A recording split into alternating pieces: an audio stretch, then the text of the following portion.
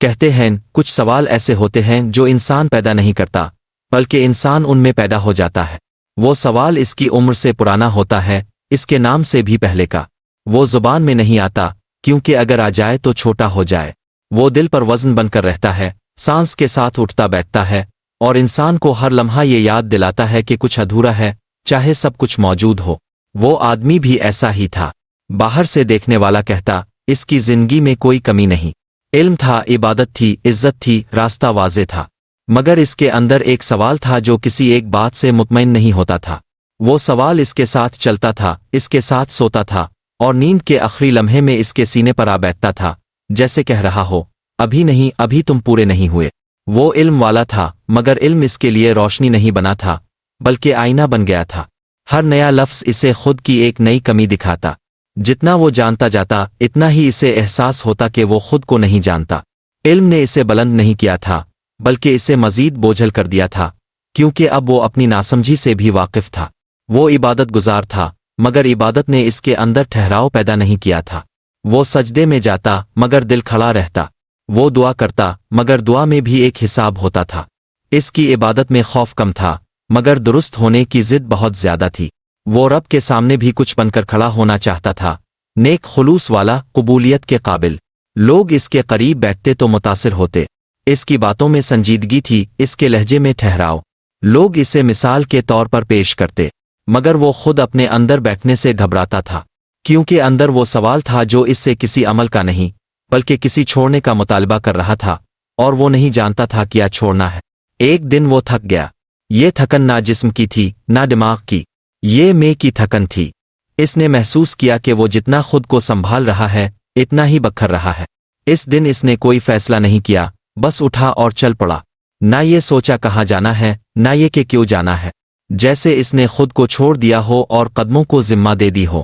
راستے آہستہ آہستہ ختم ہو گئے، نشان مٹ گئے، آوازیں کم ہوتی گئیں، یہاں تک کہ وہ ایک ایسے میدان میں آ پہنچا جہاں زمین سادہ تھی، بے نشان، بے دعویٰ۔ نہ وہاں کسی کے قدموں کے نشان تھے، نہ کسی منزل کی لکیر۔ یہ وہ جگہ تھی جہاں لوگ آ کر کچھ نہیں بنتے، بس رہ جاتے ہیں۔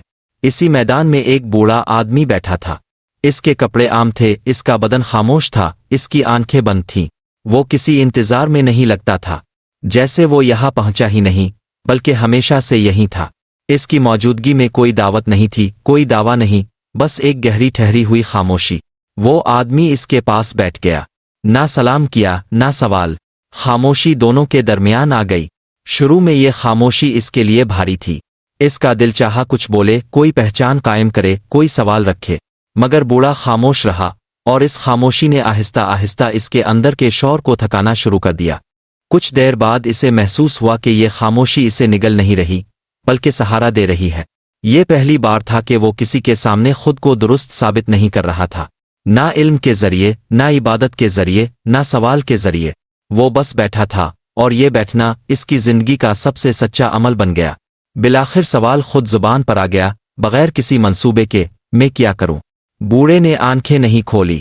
اس کی آواز میں کوئی واز نہیں تھا، کوئی حکم نہیں تھا۔ جو تم پوچھ رہے ہو وہ تم نہیں ہو۔ یہ سن کر وہ اندر تک ہل گیا، کیونکہ وہ برسوں سے خود کو انہی سوالوں میں پہچانتا آیا تھا۔ پھر میں کون ہوں؟ بوڑھے نے ایک لمبی سانس لی، جیسے کسی بوجھ کو چھوڑ دیا ہو۔ جو یہ سوال نہیں پوچھ رہا۔ یہ الفاظ جواب نہیں تھے، مگر ان میں ایسی ضرب تھی جو سیدھی دل پر لگی۔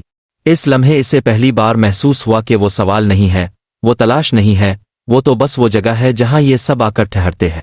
یہ سمجھ آتے ہی اس کے اندر کچھ ڈھیلا پڑ گیا۔ وہ سوال جو برسوں اس کے سینے پر بیٹھا تھا اب آہستہ آہستہ گھلنے لگا، جیسے برف دھوپ میں۔ وہ دیر تک بیٹھا رہا۔ اب نہ سوال تھا نہ جواب، بس سانس تھی، زمین تھی، اور ایک گہری موجودگی۔ جب وہ اٹھا تو بوڑھا آدمی وہاں نہیں تھا، مگر اب اس کی غیر موجودگی بھی خالی نہیں لگ رہی تھی، کیونکہ جو دکھانا تھا دکھایا جا چکا تھا۔ میدان وہی تھا، مگر اب اس میں وسعت تھی۔ خالی پن اب خوف نہیں رہا تھا بلکہ آرام بن گیا تھا۔ اس کے قدم ہلکے تھے، اس کی رفتار آہستہ تھی۔ اب اسے کسی جواب کی ضرورت نہیں تھی، کیونکہ سوال پکڑنے والا ہی باقی نہیں رہا تھا۔ وہ جان چکا تھا جو سوال باقی نہ رہے وہی اصل جواب ہوتا ہے، اور یہی تصوف ہے، سوال سے آگے نکل جانا، خاموشی میں ٹھہر جانا، اور خود کو اتنا ہلکا کر دینا کہ رب بغیر بلائے اتر آئے۔